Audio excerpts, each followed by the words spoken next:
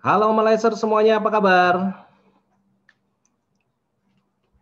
Apa kabar teman-teman semua? Ada di mana saja ini yang sudah masuk? Silakan kita buka suaranya sebentar.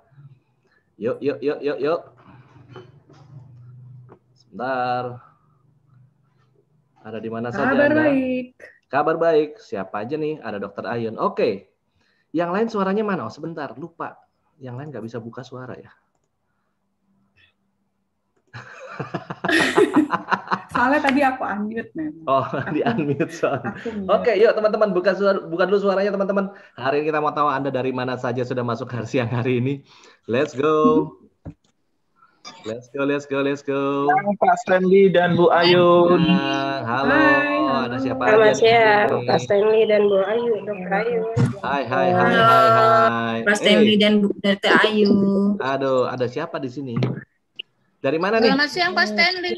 Dr. Hai. Ayu, selamat siang. Selamat siang. Selamat siang. Sudah nyate hari ini? Sudah pada nyate belum? Sudah sakit Nemenin gigi Pak anak Stanley? daring, Sudah sakit dokter. gigi? Iya, nyelip Waduh. dagingnya. Hah? Dagingnya nyelip Bu Ayun.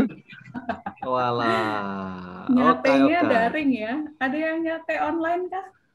Oh, Kalau ada nyate online berarti kita dapat kebagian dong dok hari ini. adanya nyate jaga jarak. Dagingnya jaga jarak gitu Pak Halo Stanley. Bapak. Wah, ini Bang Roma sama Bu Ani. Ya, salam dari Roma dan Ani. Wah, Mas Chan di mana Mas Chan? Mas Chandra lagi di mana nih? Saya di rumah Pak Stanley. Oh di rumah WFH hari ini ya. Iya Pak Stanley. Ih, ini yang masuk keren-keren ya hari ini. Udah siapa aja ini ya? Ini ada yang belum kedengeran suaranya Dokter Festin, mana Dokter Festin? Dokter Festin ada bersama kita hari ini ternyata. Background-nya keren Pak. Virus Hah? tuh Pak. Background-nya keren. Hai dok, apa kabar? Kita lama tak bersua ya. Tuhan, PCR negatif. Puji Tuhan. Alhamdulillah. Itu yang paling penting teman-teman. dokter kok kena? Signalnya kayaknya kurang jos ya Pak ya, agak berebet dikit gitu. Iya, ini Kenapa? saya nggak tahu Keren. kenapa dari tadi kita mau coba untuk ini mohon maaf ya teman-teman semua ya. Mungkin suaranya atau jaringan internetnya agak sedikit terganggu nih siang hari ini teman-teman. Oke, tapi tidak membuat semangat kita jadi luntur kan? Ya, kita tetap bersemangat teman-teman hari ini. Kita coba kita mau sharing sama Anda hari ini, berbagi cerita kepada Anda hari ini. Semoga apa yang kita sharingkan hari ini juga bisa bermanfaat buat Anda semua ya. Oke, baik. Kita mulai saja. Siang hari ini Dokter Ayun sudah siap? Sudah. Sudah siap. Oke. Semoga suara saya bisa dengar dengan baik ya sama teman-teman ya. Dari tadi soalnya kita berjibaku dengan signal ya dok ya. Iya, kayaknya signalnya lagi jaga jarak, lagi PPKM banyak blokade-blokade kan Pak. Jadi dia agak nggak lancar gitu mungkin. Benar. Oke teman-teman, yuk. Hari ini kita bicara tentang apa yang namanya PPKM ngapain aja teman-teman ya. Ini kan sekarang kita PPKM semua ya dok ya, betul ya. Kita sendiri juga banyak yang semua WFH, kemudian juga kita nggak bisa kemana-mana, kita nggak bisa bertemu. Tapi kita bukan berarti bahwa PPKM di rumah aja terus kerjanya cuma tidur doang kan ya, duduk doang kan ya, betul ya teman-teman ya. Tetap kita harus bisa produktif gitu ya. Gimana caranya supaya kita bisa produktif gitu. Nah, tapi kita mesti tanya dulu nih sama Dokter Ren. Dok, ini kenapa sih akhirnya kita harus PPKM? Why kita harus PPKM, Dok? Sebentar, saya buka dulu slide-nya. Oke, haruskah kita membuka PPKM darurat ini gitu ya? Kenapa banyak orang kan bilang gini, aduh, nanti kalau di PPKM terus ekonomi nggak jalan nih, gitu dok ya, betul nggak? Terus kenapa nih dok? Iya harus? sih. Ini kalau menurut pengamatan ya Pak, kenapa sih kita harus PPKM lagi? Haruskah gitu? Kenapa kok saya bilang lagi? Karena di tahun 2020 kemarin kan kita sempat ada yang namanya PSBB ya? PSBB betul. PSBB terus apa lagi ya, pembatasan apa gitu.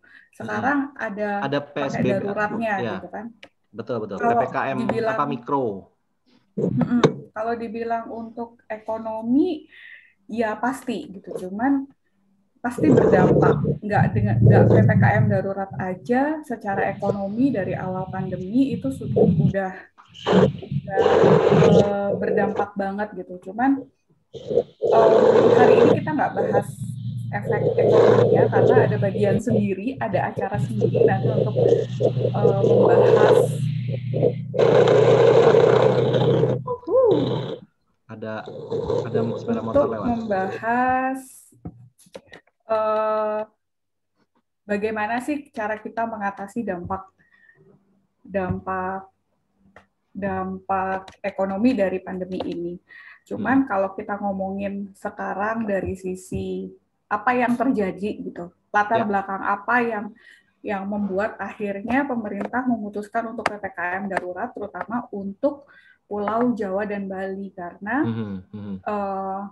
satu mungkin bisa dibuka slide-nya Pak, itu ada slide grafik pertambahan kasus dari mulai COVID yang ternyata jadi gini, kemarin di akhir Februari itu puncak pertama tuh di tanggal 25 Januari 2021. Tapi terus setelah itu landai turun terus ya. Sampai akhir Mei. Kalau kita ingat di bulan Mei itu kalau nggak salah kan kita habis Lebaran ya. Betul, Idul Fitri. Ya sempat kita nggak boleh mudik apa segala macam, tapi di satu sisi kita juga dikasih kelonggaran. Berbeda dengan Lebaran yang tahun 2020 kemarin, di mana kita benar-benar waktu itu masih dalam kondisi yang patuhnya masih 90% gitu ya. Kalau Lebaran 2021 kemarin tuh agaknya sudah berkurang kepatuhannya. Mungkin masyarakat sudah terlalu rindu gitu paling ya. Betul, sudah cukup lama ya. Lewat setahun, betul. Nah, setelah itu ternyata grafik kejadian angka COVID-nya jadi memuncak. Dan di tanggal 21 Juni. Itu peak-nya saat itu. Kenaikan kasusnya ya, betul. Ya, efeknya apa sih gitu? Efeknya kalau kita lihat di Surabaya, di next, Pak. Oke. Nah, ini yang terjadi. Ada beberapa rumah sakit di Surabaya, terutama rumah sakit swasta, yang tutup IGD-nya. Mereka gini. Dengan baca kasus. Iya, selama saya jadi dokter ya dari tahun 2007 sampai sekarang, saya baru kali ini mengalami kejadian IGD tutup. Rumah sakit mengeluarkan pernyataan resmi mereka sudah nggak takut-takut lagi ngomong bahwa IGD-nya tutup.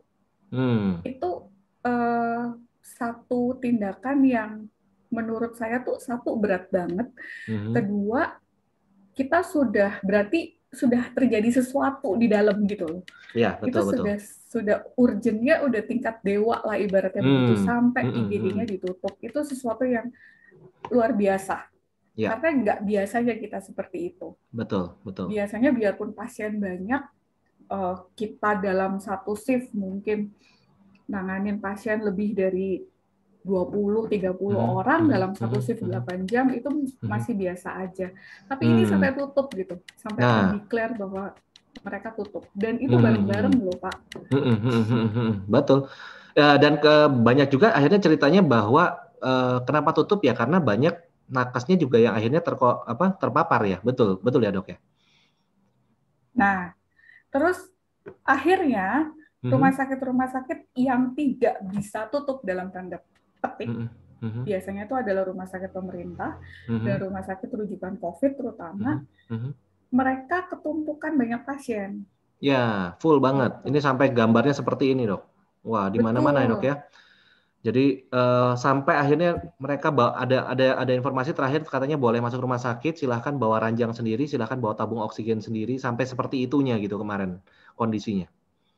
Ya, ini foto memang saya ambil dari browsing di internet, tapi sebenarnya saya juga pernah melihat foto ini di postingan story teman-teman yang bekerja ini kebetulan di Rumah Sakit Dr. Sutomo Surabaya, Pak. Yang gambar ini dan gambar ini, itu memang saya pernah lihat postingan story teman saya yang dinas di Rumah Sakit Dr. Sutomo, betul. Surabaya. Jadi sebegitunya, dan teman-teman juga cerita gitu bahwa waktu itu sempat saya bilang begini sih, itu rumah sakit swasta kok pada tutup semua, kasihan ya Sutomo nggak nggak ada yang nggak terbantu. Iya, kasihan dokter Sutomo nggak berani tutup. Terus dia bilang, iya, tapi pasiennya sampai parkiran. Nah itu sampai di parkiran, betul. Saya juga kemarin sempat dapat beberapa, mungkin teman-teman semua juga dapat ya di WA dan sebagainya ya, hal seperti ini. Betul. Terus akibatnya apa? Jadi kalau dulu akibat ke pasiennya apa? Kalau dulu orang saking penuhnya ya, tahun 2020 kita bandingin sama yang puncak pertama, betul. Di mana orang yang isolasi mandiri di rumah, yang diperbolehkan isolasi mandiri di rumah itu adalah orang yang tanpa gejala. Betul. Jadi nggak ada efek sama sekali, betul. Ya, sekarang yang disuruh isolasi mandiri di rumah adalah orang yang punya gejala ringan sampai sedang. Itu sudah di rumah karena rumah sakit penuh. Ya, betul sekali. Ya, jadi kenapa kok ada berita orang lagi isoman di rumah terus meninggal? Saya tadinya juga sempat kaget juga, Pak. Saya pikir, masa karena dia isoman, nggak ada keluarganya, nggak diurus dan sebagainya, terus dia meninggal. Tapi ternyata kondisinya adalah saat ini orang yang isoman itu mereka yang kondisinya ringan sampai sedang. Yang mana orang yang gejalanya sedang dengan saturasi oksigen harus di atas 95%, itu kalau bahasanya tuh ada di ujung tanduk. Udah ada di ujung jurang gitu. Betul.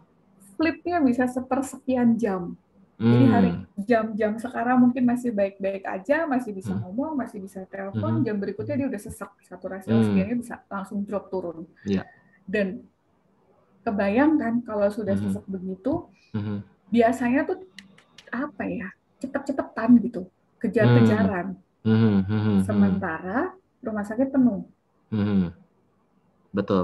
Sarana kesehatan juga yang punya fasilitas untuk bisa melayani orang COVID juga sangat terbatas. Ya. Tabung oksigen jadi buruan. Terbatas, betul. Gitu. Ya, betul. Jadi ya kondisinya memang karena jumlah orang yang terpapar semakin lama semakin banyak gitu ya pada saat kemarin itu ya, dan kondisinya memang semua kita juga nggak bisa bicara,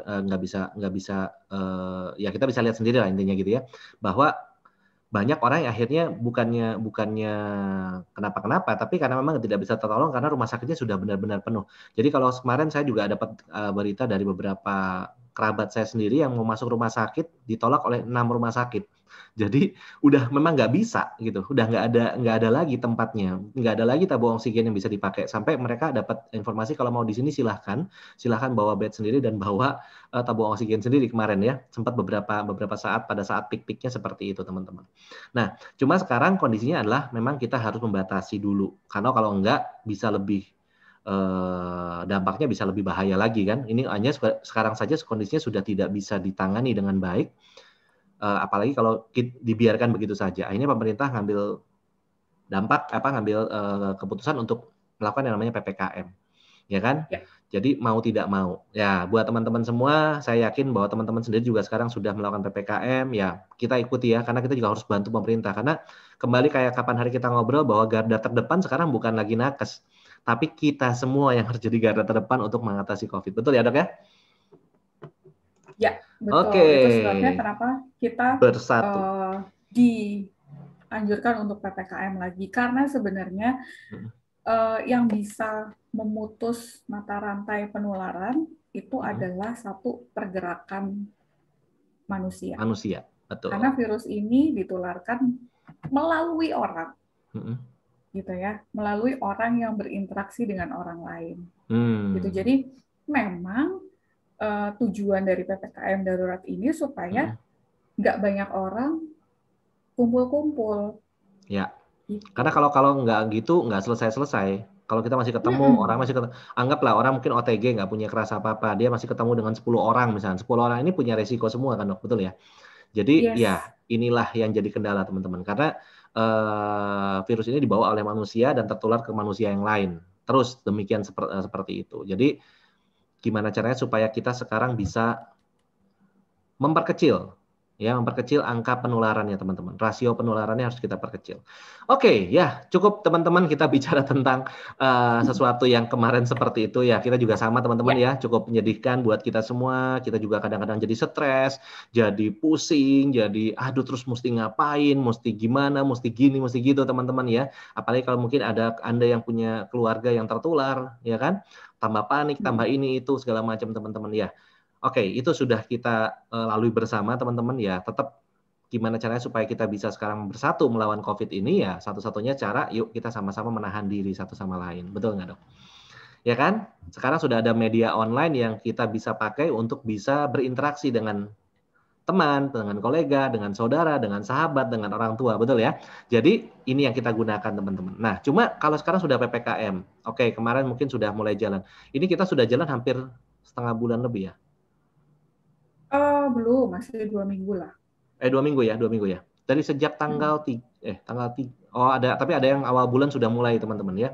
Awal bulan sudah ada yang mulai beberapa banyak yang mulai melakukan WFH. Tapi ya 2 mingguan inilah kita sudah mulai WFH. Nanti mungkin nggak tahu ini berpanjang sampai tanggal 25, nanti kita lihat lagi kondisinya seperti apa teman-teman. Tapi yang pasti ada satu hal teman-teman. Nah, kita tidak bisa terpuruk dengan kondisi seperti ini, betul ya? Kita juga nggak bisa terus-terusan, oh ya sudah gimana, apa segala macam. Jangan teman-teman. Kita sendiri harus lebih produktif. Kenapa? Dengan kita produktif, teman-teman, secara otomatis tingkat stres kita juga bisa lebih terredus.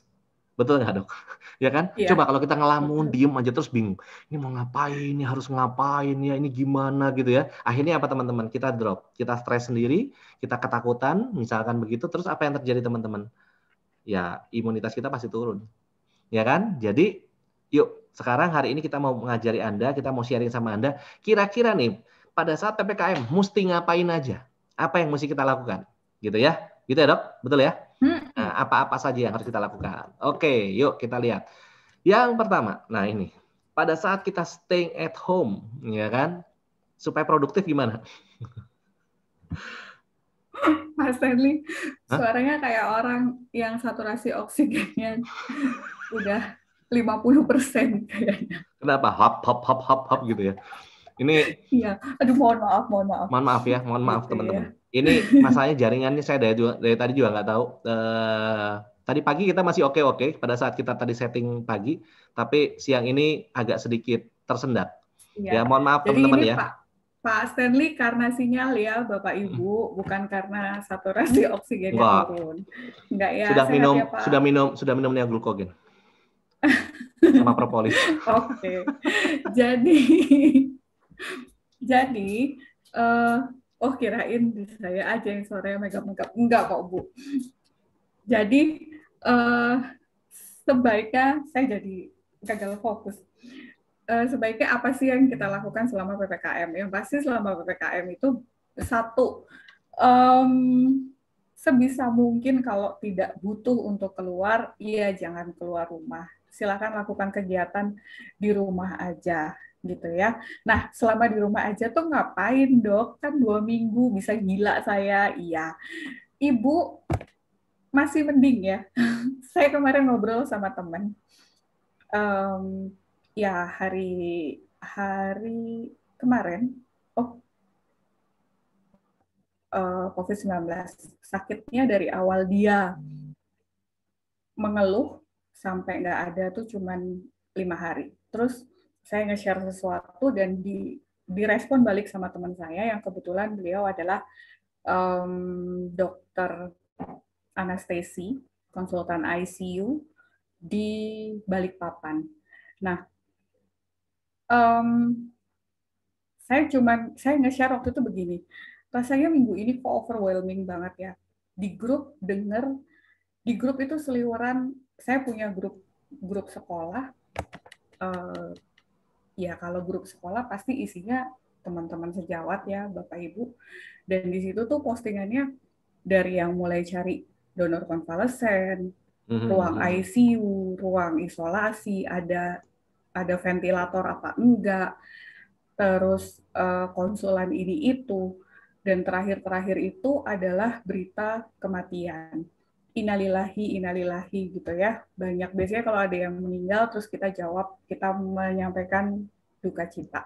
Nah, di minggu-minggu kemarin itu jadi pagi tuh sudah ada yang nge-share beliau meninggal, si A meninggal, bla bla bla bla bla. Terus saya tinggal dong gitu. Nanti siang saya cek lagi grup, ternyata orangnya udah beda gitu yang diinalilahiin. Itu rasanya tuh wah gimana banget gitu ya. Pasti drop ya. Banget Pak. Terus si teman ini ngomong begini. Aku udah hampir gila Yun di sini, dia bilang begitu. Karena dia, ya bayangin Pak, dia kerja, dia boleh dibilang salah satu tim konsultan ICU di kota Balikpapan. Jadi kota Balikpapan itu kalau butuh konsultan ICU ya ke dia gitu. Dan timnya tuh cuman nggak sampai 5 orang. Jadi ya bisa dibayangin orang yang udah masuk ke ICU, apalagi COVID, itu pasti ya kalau nggak keluar dengan megap-megap ya keluar dengan nggak nafas gitu kan. Betul. Jadi saya akhirnya bersyukur gitu. Iya ya, gue bosen di rumah, udah mau gila karena kita di rumah gitu kan, nggak ngapa-ngapain.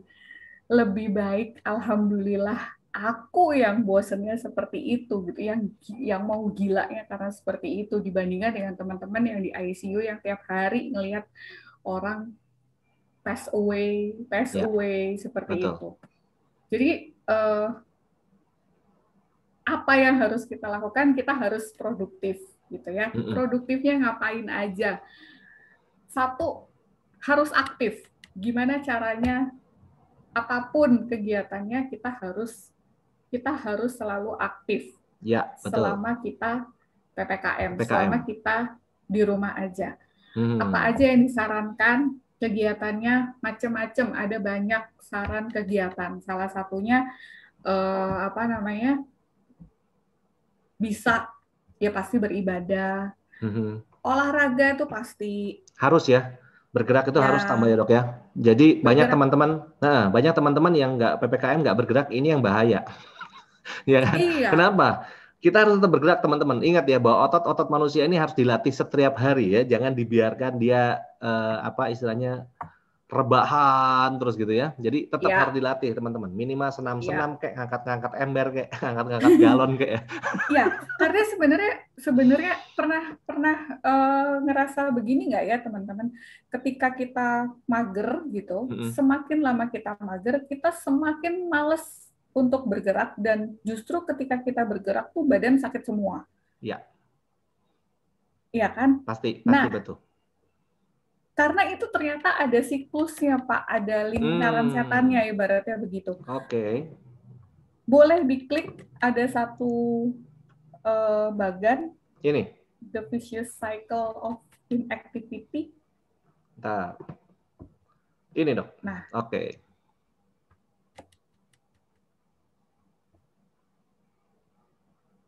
Belum muncul ya? Belum. Atau aku yang nge-share? Boleh. Coba Pak Dokter di-share ya, sebentar ya. Saya stop share dulu. Supaya lebih ini.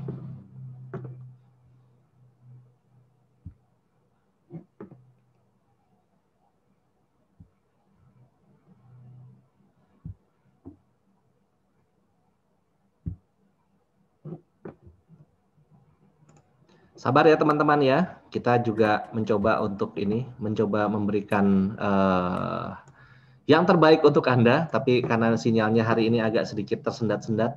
Oke. Oke Dok, sudah. Ini kalau kita inaktif ya. Kalau kita diam aja, mager aja, yang pertama yang akan kita rasakan adalah kita akan engep, breathless. Oke. If you do less activity, maka ototnya itu akan menjadi lemah. Oke. termasuk otot-otot di rongga dada. Yang mana otot-otot rongga dada itu juga membantu kita untuk exhale dan inhale.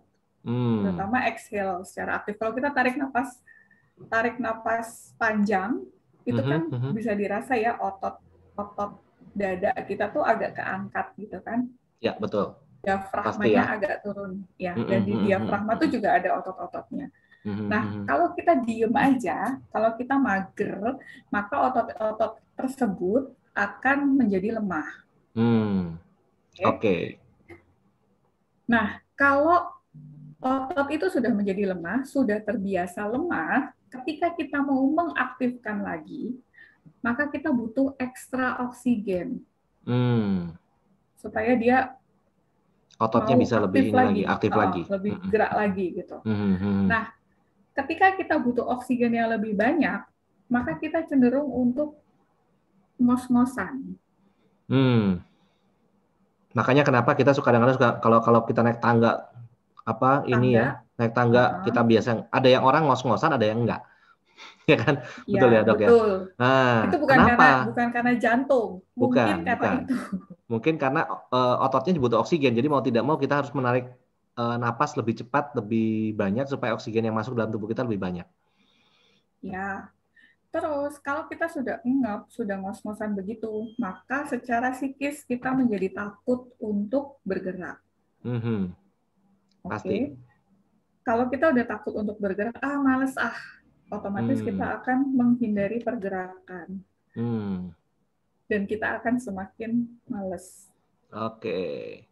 Jadi mau tidak mau terus. Nah, semakin tidak bergerak, semakin ini. Dan kadang-kadang gini, Dok, pernah nggak ya? Kadang-kadang kita juga kalau lagi di rumah, lagi nggak banyak kegiatan gitu, coba sih pingin istirahat misalnya gitu ya. Seharian kita rebahan, terus cuma duduk-duduk, tiduran, bangun-bangun bukan tambah seger, tambah pusing. Iya, benar. Iya kan? Betul ya, Dok ya. Betul. Jadi bukannya tambah seger gitu, tapi tambah pusing gitu. Kenapa ya kok badannya tambah nggak enak semua ya? Iya kan? Kenapa? Karena tambah sakit semua, betul teman-teman. Jadi mau tidak mau pergerakan ini penting, ya. Olahraga ini penting, exercise ini penting teman-teman. Ya, walaupun kita nggak bisa sekarang exercise jogging keluar rumah misalkan, ya minimal kita bisa senam-senam lah, push up, sit up, squat di rumah kan masih bisa teman-teman. Betul ya, Dok ya? Oke, lanjut, Dok. Oke. Nah, dan inactivity itu kalau keterusan ya, kalau kita lama-lama, ya ini kita udah 2 minggu dan kita kalau dilanjutin kita tidak melakukan kegiatan apa-apa, ada beberapa resiko yang akan kita hadapi. Salah satunya adalah penyakit jantung, penyakit diabetes tipe 2. Apalagi sekarang PPKM, orang males keluar kan, Pak, takut juga keluar, dan keluar males karena jalan di blokade, jadi harus muter, sehingga kecenderungannya adalah memesan makanan lewat online food. Betul. Dan kalau udah online food itu biasanya cenderungnya adalah kilaf. Lewat gitu ya, kelewatan maksudnya. Kenapa? Karena satu, kita membayangkan, 2, ada fotonya. Nah itu. Dan fotonya tuh indah. Nah, walaupun datangnya belum tentu sama seperti fotonya. Iya, benar. Iya kan? Betul. Terus ketiga ada paradigma, supaya sehat makan yang banyak. Makan banyak gitu ya. Banyak. Sebenarnya bukan makan yang banyak, tapi makan makanan yang bergizi. Bergizi. Balik betul. Lagi itu ya, sama lagi ya teman-teman womanizer. Lihat juga nutrisinya ya. Jangan hanya cuma makan saja, tapi lihat juga nutrisinya teman-teman. Betul. Jadi kalau saya ulang lagi nih, mungkin teman-teman ada yang baru bergabung jadi womanizer. Kalau kita ngomongin makanan bergizi atau nutrisi itu ada 2, makro dan mikronutrisi. Makronutrisi itu ada karbohidrat, lemak, protein. Mikronutrisi ada vitamin, mineral, asam lemak esensial. Itu semua harus dipenuhi. Gizi seimbang. Ibaratnya begini, kalau ngelihat piring dibagi 4, 1/4 pertama itu sumber karbohidrat, ya, sumber karbohidrat itu dari nasi, mie, tepung, itu termasuk di dalamnya jagung juga. Jadi paham ya, kalau makan nasi pakai mie, sekali lagi Itu sudah double boleh, karbo. tapi itu masuk di seperempat pertama, ya. Betul. Terus seperempat kedua itu adalah sumber protein, lauk pauk, di mana lauk pauk itu sumber protein dan sumber lemak. Ada vitamin mineral juga di situ. Terus yang ketiga adalah sayur-sayuran. Sayur-sayuran ini sumber serat. Serat itu juga karbohidrat, tapi yang tidak dicerna oleh tubuh kita. Serat, vitamin dan kumpulan antioksidan di dalamnya. Dan yang terakhir adalah buah.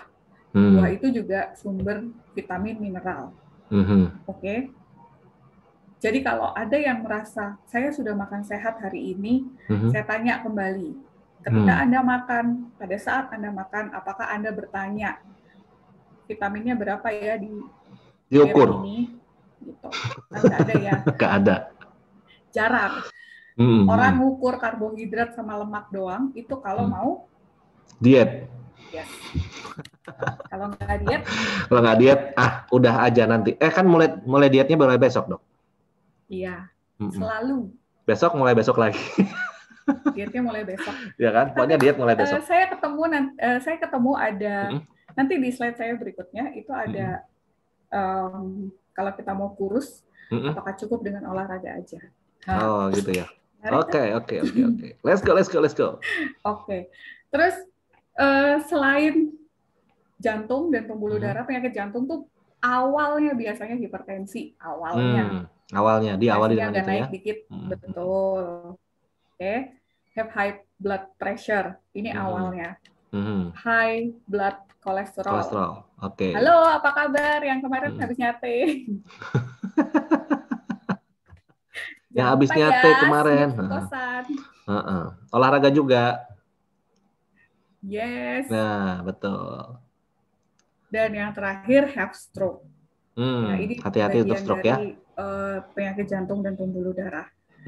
Yang mana kalau kita ngomongin COVID, ini adalah komorbid.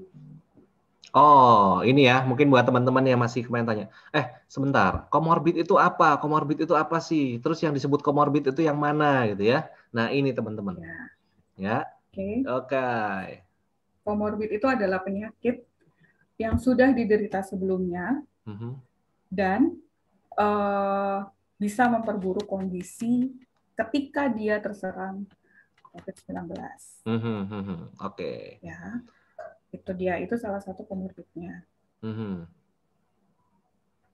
Oh, ada yang bilang nyate member, Dok. Siap. Kasihan amat membernya di sate. Makanya jangan nakal-nakal jadi member di sate deh. Oke. Ini komorbid ya. Berdasarkan komorbid resikonya seperti apa? Jadi kalau dilihat di sini, resiko yang paling tinggi itu adalah usia. Usia tuh pasti ya, kita tidak bisa menghindari usia. Usia di atas 60 tahun ke atas itu termasuk komorbid dengan resiko yang paling tinggi.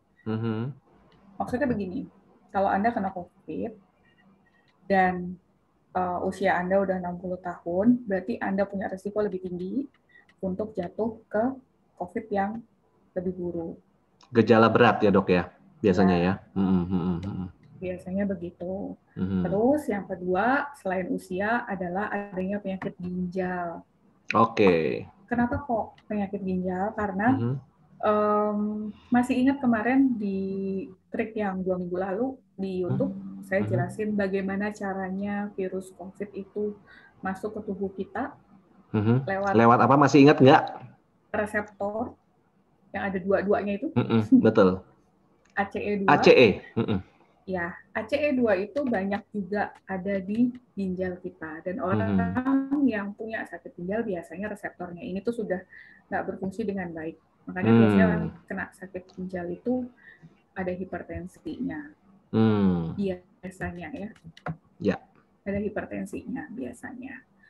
Terus resiko berikutnya yang paling banyak adalah penyakit jantung. Jadi beliau-beliau yang punya resiko, yang sudah punya penyakit sebelumnya, riwayat penyakit sebelumnya, yaitu penyakit jantung, entah itu jantung koroner, pembengkakan jantung, atau penyakit kelainan-kelainan jantung lainnya, itu punya resiko lebih banyak, punya resiko komorbid lebih tinggi. Oke. Masih ada hubungannya dengan ACE tadi. ACE tadi, betul. Ya. Berikutnya? Dan yang berikutnya adalah diabetes mellitus. Diabetes mellitus, oke. Kenapa kok dia jadi komorbid? Gini, pada dasarnya orang dengan diabetes mellitus adalah orang dengan imunosupresan. Ya. Jadi orang yang sudah sistem imunnya sudah tertekan, sudah nggak optimal. Kenapa? Karena hiperglikemi atau kadar gula dalam darah yang tinggi itu melalui mekanisme tertentu dianggap sebagai radikal bebas bagi tubuh kita.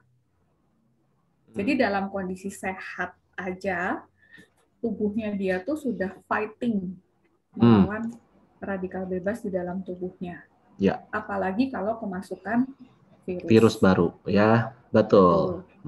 Jadi imunitasnya dia pasti akan kewalahan. Oke. Ya? Jadi teman-teman yang belum punya, ayo dijaga PPKM ini, makannya mulai diatur, mulai dijaga, jangan banyak gula. Bukan gula aja sih ya. Semua karbo ya. Ya, glukosa itu lebih ke pengaturan makanan. Orang yang punya diabetes itu bukan berarti dia tidak boleh makan atau makannya disedikitin, enggak, tapi justru makannya diatur dengan jumlah kalori tertentu. Betul. Yang harus hati-hati itu ya dok ya. Jadi kalau kita bicara tentang gula itu bukan cuma gula pasir, tapi termasuk nasi putih, bubur ayam, mie ayam, donat, martabak, bapau, cookies, ya kan? Semua yang enak-enak gitu pokoknya ya. Itu yang mengandung unsur glukosa. Glukosa, betul. Kalau kita ingat dulu pelajaran zaman kimia, struktur gula yang sederhana tuh cuman glukosa, laktosa, fruktosa. Iya. Ya, dilihat lagi pelajarannya SMA kimia. Aduh, di mana bukunya sudah nggak tahu dok. Ya, tapi kita sekarang belajar ya, bukan belajar gimana, tapi minimal Anda tahu teman-teman bahwa penyebab untuk orang diabetes itu bukan hanya sekedar ininya aja, bukan hanya sekedar gulanya saja, tapi juga makanan-makanan yang mengandung tadi glukosa, laktosa dan fruktosa, teman-teman. Ya. Itu yang penting harus kita tahu. Bukan asal manis nggak boleh gitu ya, Pak. Karena contoh kayak buah-buahan sama sayur-sayuran aja kan ada yang manis sebenarnya. Iya, betul. Tapi manisnya kan bukan berasal dari glukosa. Itu bedanya ya dok ya? Iya. Kalau di buah-buahan ada yang bikin manis itu gula fruktosa, bukan. Nah, betul. Apalagi sekarang kalau Anda yang konsumsi ini, saya makan nasinya sudah sedikit, makannya sedikit kok bisa tetap gemuk ya, kok tetap diabetes ya. Coba dilihat teman-teman, Anda kalau belanja makanan snack, nah ini yang kadang-kadang kita nggak pahami teman-teman ya. Anda lihat nutrition fact-nya, kadar gulanya berapa banyak tuh, gitu kan ya. Contoh teman-teman, kalau kita beli minuman botol-botol tuh ya, yang ada kandungan gulanya segala macam, itu lihat kandungan gulanya berapa. Rata-rata kandungan gulanya 28 sampai 32 gram. Nah, itu berapa banyak sih? Berapa sendok teh sih kurang lebih? Gambarannya gini, 1 sendok teh itu setara dengan 3,5 sampai 4 gram, teman-teman. Kalau minuman botol 1, kemudian ada tulisannya gula 32 gram, bagi aja sama 4 deh. Ya kan kita ngambil 4 ya dok ya, betul ya? Yang paling besar. Berarti itu sudah 8 sendok teh gula loh. Betul nggak? Ya kan? Nah, itu yang kadang-kadang kita nggak sadar. Makanya buat Anda yang sudah yang punya keluarga, anak-anak ya, tuh. Ini makan biskuit tuh. Ya kan? Satu tempat itu kadar gulanya berapa tuh? Dilihat dulu teman-teman, ya. Tapi Anda juga mesti lihat kalau untuk makanan-makanan itu ada takaran sajinya. Di mana takaran saji itu misalkan gulanya berapa? Oh, ini kecil kok, Dok. Kecil kok, Pak. Cuma 4 gram. Gitu ya, 4 gram. Tapi 4 gram itu cuma untuk misalkan 3 sandwich misalkan gitu. Ya kan? 3 sandwich. Berarti 3 sandwich itu 1, 2, 3. Kalau artinya ada 12 dibagi berapa tadi? 4, berarti ada 3. Dikali lagi teman-teman. Ya toh 4 dikali 3 berarti 12 gram. 12 gram itu berarti berapa sendok teh gula. Jadi itu harus Anda ukur teman-teman. Ya, jadi jangan sampai mungkin makannya sedikit tapi camilannya yang banyak. Camilan 10-11. Contoh ya. Contoh, Pak. Contoh. Contoh. Nah, tuh. Apaan tuh, Dok? Wih, enak itu, Dok. Saya makan cuman sehari 5 biji kok, Dok. Gitu. Nah, tapi tuh. ayo kita breakdown ya. Itu ada isi tepung di situ, ada isi telur di situ, ada isi gula. Di situ. Nah, itu kan mengandung glukosa ya, Bapak Ibu. Itu ya kita mesti hitung ya. Nah, nanti kapan-kapan kita belajar hitung-hitungan itu yuk, hitung-hitungan kalori yuk. Boleh. Kita belajar hitung-hitungan kalori, Dok. Oke. Agak ribet sih memang. Agak ribet, tapi ya asik kok. Cuman gini, orang dewasa muda, laki-laki, itu sehari-harinya dia butuh sekitar 2.100 kalori. Kira-kira. Kalau untuk perempuan itu kira-kira sekitar 1.800 kalori. Ya, jadi ya rentang kita di situ. Kalau kelebihan ya tahu sendiri. Kalau kekurangan ya tahu sendiri. Nah, betul.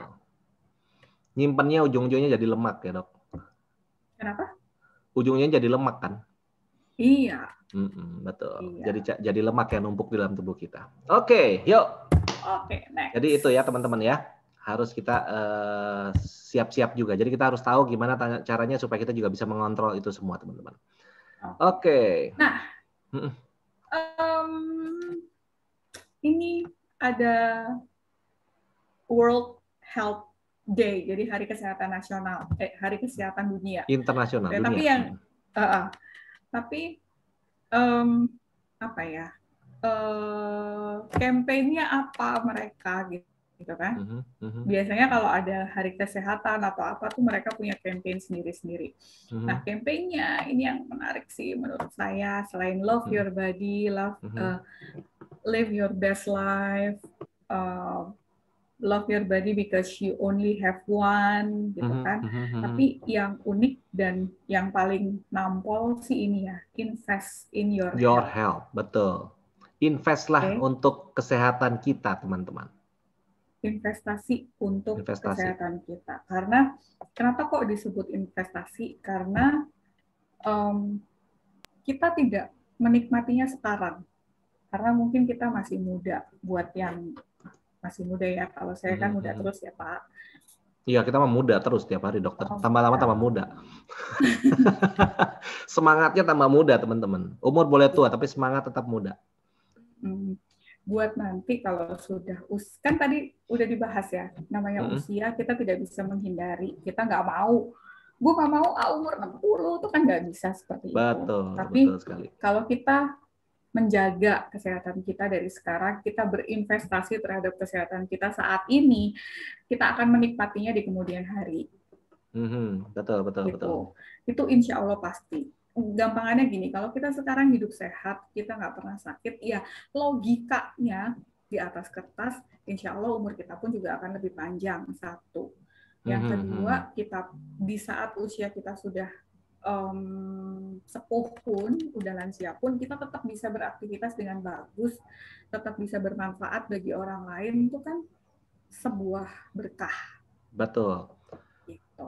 Ya, jadi jangan takut untuk berinvestasi buat kesehatan kita. Ya. Yes. Kalau tadi kita ngomongin investasi, kita ngomongin kebiasaan makan kita yang tidak bisa kita hindari kadang-kadang. Oleh sebab itu, ekstra hari ini kita rasanya udah nggak ini lagi ya, Pak. Udah nggak asing lagi ya ketika sudah kita pada harus tahu gitu ya. Suplemen. Rasanya udah bukan aneh lagi gitu kalau setiap orang punya suplemennya masing-masing. Setiap orang merasa insecure gitu kalau mereka tidak. tidak tidak ngedoping tubuh mereka, tidak berinvestasi bagi kesehatan mereka dengan tambahan-tambahan suplemen atau nutrisi kesehatan. Ya. Nah, itu yang kami lakukan, itu yang dilakukan oleh Monan. Contohnya adalah seperti ini. Ya, contohnya adalah seperti ini. Untuk pencegahan, untuk mungkin membantu penyembuhan dari beberapa penyakit. Yang dalam hal ini, kalau kita tadi di awal ngomongin COVID, berikutnya kita ngomongin komorbidnya, ada hipertensi sama diabetes. Jadi ini produk-produk yang bisa dianjurkan ya teman-teman ya, untuk kalau yang COVID, kemudian untuk yang ada diabetes dan ada hipertensi. Oke. Begitu ceritanya. Oke. Bentar Pak ya. Gak apa-apa. Mama Naisar sabar kok, ya kan? Tenang. Oke. Itu ya tadi contoh-contohnya.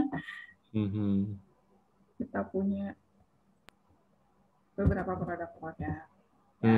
Ya tadi kalau kita ngomongin penyakit jantung dan pembuluh darah, itu ujung-ujungnya kita punya produk namanya SILP, isinya resveratrol.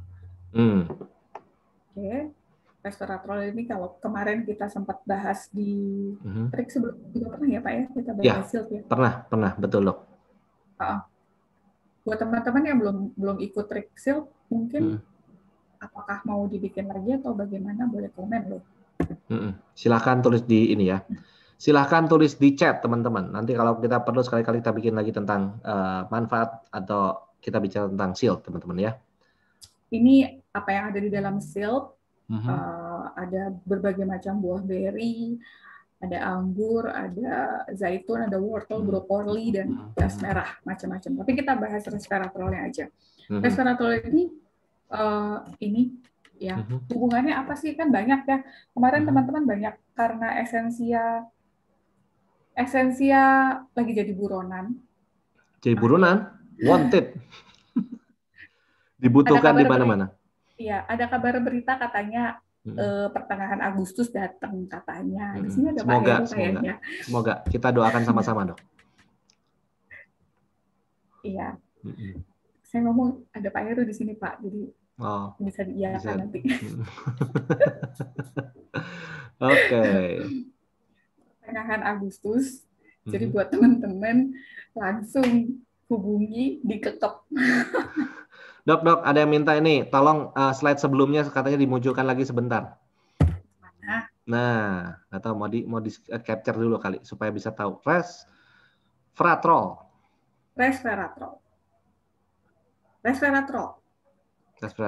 Oke. Sudah? Terus sudah. Buat COVID apa sih gitu? Kan bagus juga Dok itu gitu kan.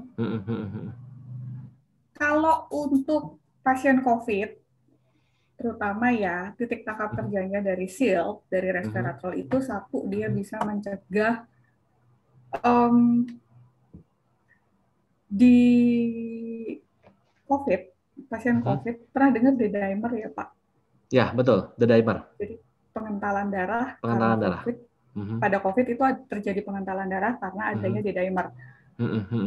Atau gampangannya gini lah, ketika ada infeksi di dalam tubuh kita, maka akan terjadi perang, ya kan? Akan terjadi perang antara si virus sama imunitas tubuh kita. Ketika ada perang, itu pasti ada banyak mayat-mayat bergelimpangan ibaratnya. Entah itu sel tubuh kitanya atau virusnya, fragmen-fragmen virus. Nah, mayat-mayat ini ketumpuk. Nah, sedangkan pembuluh darah itu kita bayangkan adalah sebuah saluran. Mereka perangnya di pembuluh darah itu. Kalau banyak mayat, otomatis akan terjadi banyak hambatan, sampah, betul. Ya kan? Akan banyak residu di dalam pembuluh darah kita. Itu yang membuat darah kita jadi kental. Makanya ada pengentalan darah. Itu gambarannya seperti itu. Kita ngomong D-dimer, nanti teman-teman pusing. Saya juga pusing soalnya. Betul. Ya, pokoknya intinya seperti itu. Nah, resveratrol fungsinya adalah mencegah supaya tidak terjadi pengentalan darah. Jadi titik tangkap kerjanya SILT bagi orang COVID adalah mencegah terjadinya pengentalan darah melalui aktivitas apa? Antitrombotik. Antitrombotik itu anti pembekuan dan anti-inflamatori supaya tidak terjadi reaksi radang berlebihan. Pernah dengar badai sitokin juga? Ketika orang COVID yang udah agak parah, bisa terjadi badai sitokin yang dulu di awal-awal pandemi itu sempat ada isu propolis bisa menyebabkan badai sitokin. Sebenarnya tidak, ya. Dan sebenarnya propolis itu justru mencegah juga. Jadi propolis dan SILT itu fungsinya adalah untuk mencegah terjadinya badai sitokin pada orang-orang dengan COVID. Penelitiannya ada beberapa. Ini salah satu penelitian yang saya ambil. Mungkin teman-teman bisa browsing. Kalau mau belajar research-nya ya. Oke. Ya, mungkin di sini juga ada teman-teman sejawat juga yang ikut di Zoom ini dan mungkin bisa browsing juga untuk penelitiannya. Ya, kita berbagi, kita sharing hari ini. Oke. Secara umum ini manfaat dari SILT. Jadi intinya seperti itu ya teman-teman. Jadi buat teman-teman yang mungkin di rumah keluarganya punya orang-orang dengan komorbid, terutama komorbid di area jantung dan pembuluh darah, mungkin pencegahannya selain yang tadi yang di atas tadi untuk COVID juga bisa ditambahin dengan ini, dengan SILT. Ya, ada hipertensi atau itu juga berarti ya dok ya, supaya komorbidnya bisa kita tekan sedikit gitu ya. Ya, atau pasien-pasien COVID yang punya komorbid seperti itu atau punya kecenderungan untuk timbul masalah seperti itu, masalah pengentalan darah, D-dimer dan sebagainya, bisa disarankan ditambahi dengan SILT. Itu ya teman-teman, jadi jangan bingung ya. Oke. Terus berikutnya ini. Smooth. Like butter. Like butter. Smooth like butter. Oke, ya. Hanya ARMY yang mengenal itu. Apa maksudnya? Udah nggak usah dibahas. Yang senyum-senyum artinya ARMY. Iya, yang senyum-senyum artinya ARMY. Oke. Yang nggak senyum berarti tidak mencintai K-pop. Oke. Sama K-pop. Oke. Untuk smooth, apa fungsi smooth lebih banyak ya? Ini karena kita banyak diem ya dok ya. Banyak PPKM, banyak mungkin aktivitasnya berkurang banyak daripada yang sebelumnya. Artinya apa teman-teman? Kalau Anda sendiri juga punya malas bergerak, harusnya kita berpikir cuma satu. Orang kadang-kadang banyak bilang, saya mau olahraga dok. Kenapa? Saya kemarin makannya kebanyakan, ya kan? Jadi pengen olahraga untuk cuma bakar. Jadi istilahnya orang berolahraga hanya untuk membakar makanan yang kita makan tadi malam, misalnya gitu ya. Tapi sebenarnya bukan itu teman-teman. Yang namanya olahraga tuh harusnya kita bisa bersyukur bahwa kita masih bisa bergerak. Harusnya begitu, ya kan? Bukan hanya masalah kita bakar makanan atau kalori loh teman-teman. Karena apa? Semakin kita tidak bergerak, otomatis otot semakin tidak terlatih dan ya tadi tambah lama tambah sakit semua badannya teman-teman. Ya, jadi mungkin itu. Nah, untuk teman-teman yang saat ini mungkin geraknya juga kurang, tapi makannya mungkin agak kurang teratur, gitu kan? Tambah lama kok ini bajunya kok tambah sesek ya dok? Ya kan? Mungkin PPKM ini bajunya tambah lama tambah agak sempit nih ya. Yang salah apa ya dok? Ya dicek lagi. Dicek lagi jam berapa makan apa. Ya tadi jam mungkin berapa minum apa. Gitu. Makannya dikit dok, camilannya yang banyak. Benar. Ya. Saya ringan kok dok makannya, kerupuk nyamilnya gitu. Halo Bu, kerupuk itu ada kalorinya loh. Ada 2. Kalorinya ada, itu tepung. Dulu kerupuk awalnya segede gimana dok? Segede gini kan, kecil ya. Terus digoreng. jadi gede? Ngembang. Kenapa bisa ngembang? Nggak tahu. Minyaknya tuh diserap sama si tepung. Nah, jadi teman-teman coba, Anda kalau goreng kerupuk ya teman-teman ya, coba perhatiin, minyaknya cepat habis nggak? Lebih cepat surutnya dia. Kemana minyaknya? Ya itu, di kerupuk tadi. Ya bisa bayangin jadi gede, kenapa ya? Karena minyaknya masuk situ teman-teman. Coba kalau nggak perhatiin ya teman-teman, nanti kalau goreng kerupuk perhatiin. Masukin kerupuknya kenapa? Coba lihat permukaan minyak sampai di mana. Terus setelah Anda selesai goreng kerupuknya, Anda lihat lagi.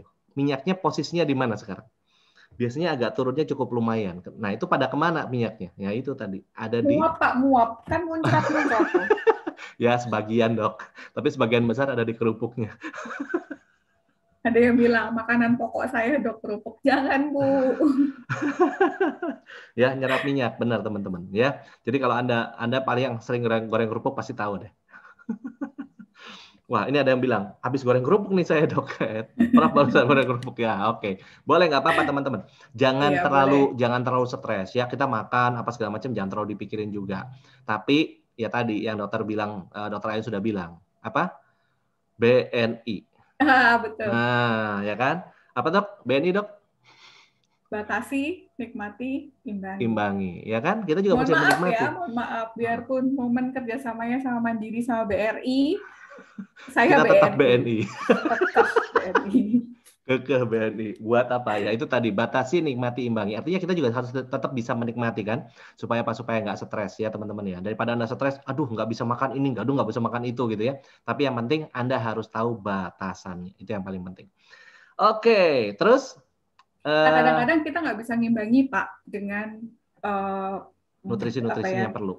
Kita nggak bisa ngimbangi dengan makanan juga gitu loh. Iya, betul.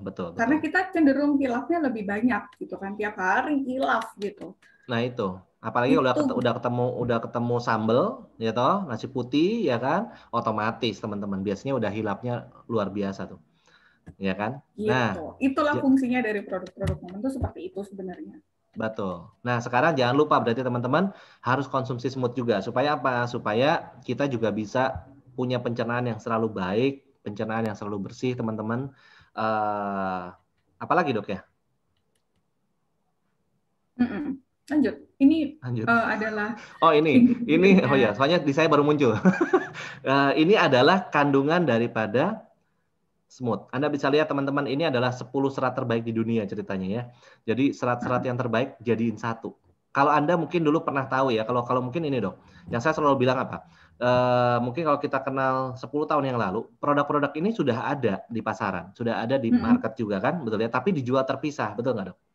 Nah, kalau sekarang enaknya apa? Di Smooth sudah jadi satu. Anda mungkin dulu kenal ya, ada Chlorella yang jualan gitu ya. Oh, minum spirulina aja gitu kan ya. Terus minum apa? Daun barley gitu ya. Kemudian ada chlorophyll, ada yang cuka apel, ini jual sendiri-sendiri terpisah. Padahal sekarang kita sudah punya satu produk yang namanya Neo Smooth.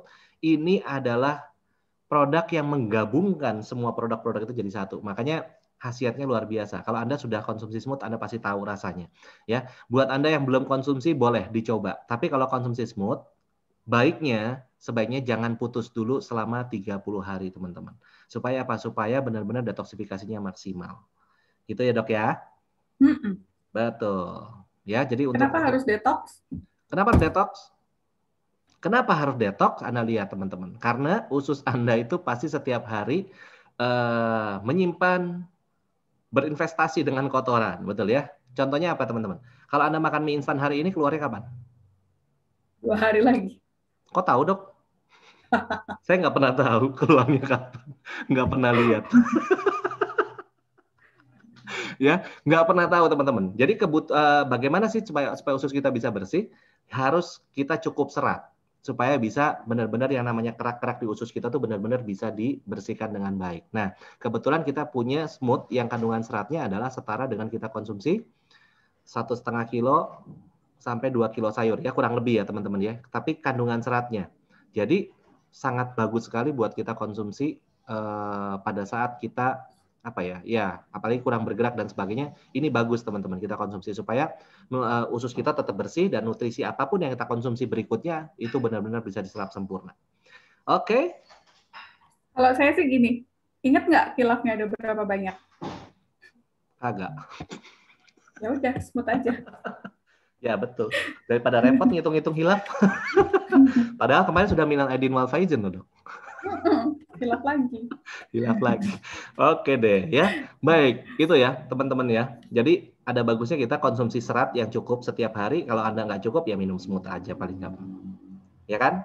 Plus satu lagi, karena tadi tadi dokter nulis katanya untuk diabetes smooth juga bagus kan? Nah, betul ya. Kenapa Yes. Dok?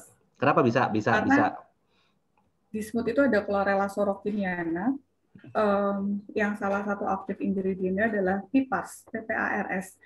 Gampangannya gini deh, PPARS itu di dunia farmasi ada satu pabrikan farmasi besar yang sudah mengekstraksi PPARS ini untuk jadi oral anti diabetes, obat oral anti diabetes. Betul. Gitu. Makanya banyak orang kalau konsumsi smooth 30 hari, ada 60 hari, itu biasa kadar gula darahnya seimbang banget. Terkontrol, normal gitu ya. Terkontrol. Jadi lebih terkontrol, teman-teman. Gitu. Oke. Tapi di awal nggak lepasan pakai smooth ya, Pak. Jadi tetap obat harus tetap. Nggak bisa langsung. Iya. Betul, Dok. Nggak bisa langsung. Jadi bedanya gini, kalau smooth itu lebih ngarah untuk perbaikannya dulu. Dengan PPARS tadi kan perbaikan dulu, Dok, ya nggak bisa langsung. Jadi yang diperbaiki oleh smooth itu nanti ya semua masalah pankreasnya, sel-sel pankreas, kemudian juga untuk hal-hal yang menunjang untuk supaya gula darah kita bisa seimbang gitu kan. Nggak langsung menurunkan gula darahnya. Tapi makanya nggak langsung Anda lepas obat, teman-teman. Anda harus benar-benar kontrol dulu. Tapi dikonsumsi smooth tujuannya supaya apa? Supaya diperbaiki dulu akar masalah Anda di mana. Plus juga Anda juga harus bisa mengontrol makanan yang kita konsumsi. Jangan yang terlalu tinggi atau makanan-makanan yang lebih mudah meningkatkan gula darah kita dengan cepat. Tujuannya kan gitu. Oke, dokter. Ya kan? Oke. Gitu. Jangan sampai begini. Akibat lockdown, berat badan pria ini naik 101 kg dan alami gagal jantung. Nah, itu karena kebebanan ya. Jadi otot-ototnya semua kena lemak tertutup sehingga tertekan ya. Karena ini pria di Wuhan kalau nggak salah. Saya tadinya juga nggak percaya ya Pak, iya bener aja ini kapan gitu kan. Terus ini 19 Juni loh. Iya kan bisa aja berita-berita online begini kan ngambil berita kapan tahu ya, terus betul. up gitu kan. Saya agak-agak awalnya yang bener aja gitu, ternyata ini adalah kasus di Wuhan kalau nggak salah. Karena di sana mereka lockdown selama 5 bulan. Lockdownnya waktu pertama kali kejadian Wuhan itu kan yang benar-benar lockdown total, ya, dari kemana-mana kan. Dan itu juga sempat lama berbulan-bulan. Terus saya ngelihat Bu susternya ini loh. Oh iya ya, ini pakai APD. Iya, berarti memang pada saat itu ya, pada saat lockdown memang betul. Ini ya, jangan sampai seperti ini ya. Gitu. Nah, ngomongin talking about obesity, apalagi ketika kita PPKM. Ini kemarin saya juga dapat pesan colongan gitu kan, Pak. Waktu kita meeting kemarin kan, ayo dong bahas ini ya, gitu kan. Nah, betul. Okay. Kita bahas. Baiklah kalau begitu. Kita bahas. Tadi kita udah ngomongin di depan bahwa PPKM harusnya kita produktif karena harusnya kita tetap aktif. Tetap aktifnya tuh ngapain aja? Ya, seminimal physical activity. Ya, kegiatan sehari-hari aja. Plus olahraga. Ada yang bilang, "Dok, saya kan udah masak, saya udah nyapu, saya udah segala macam kan sudah termasuk olahraga." Itu menurut saya masih physical activity. Betul. Ya, kalau olahraga tuh biasanya ada ritmenya, ada hitungannya, ada step-stepnya, ada. Biasanya heartbeat-nya ya, Dok ya, dilihat juga ya. Iya, ada apa sih namanya Pak?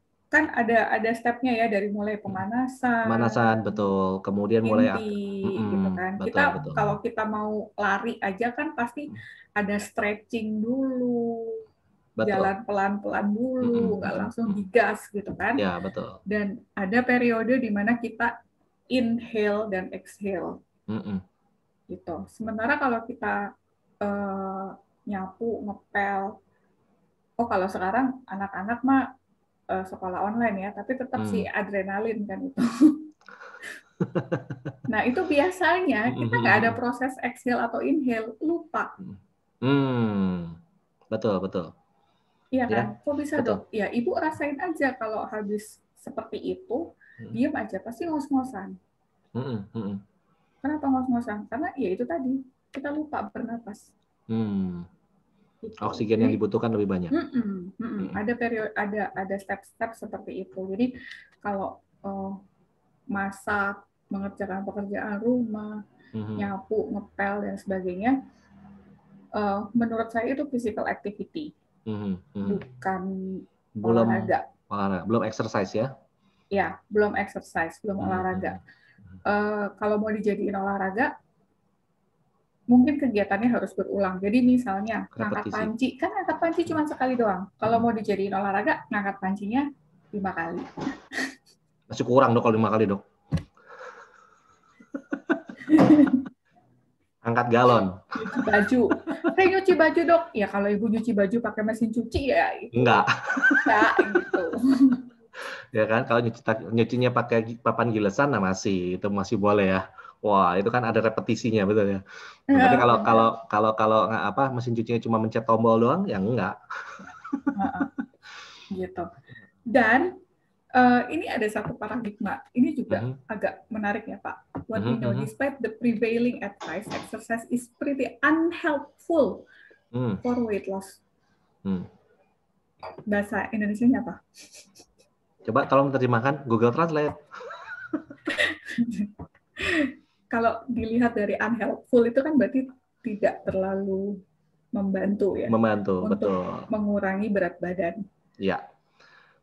While 100% of the energy we gains come from food. Jadi kalau kita ngomongin kita mendapatkan energi itu berasal dari makanan, we can only burn.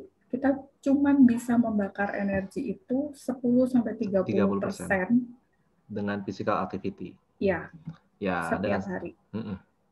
Jadi masih ada sisa 70%. Yang harus kita beresin. Ini yang diapain?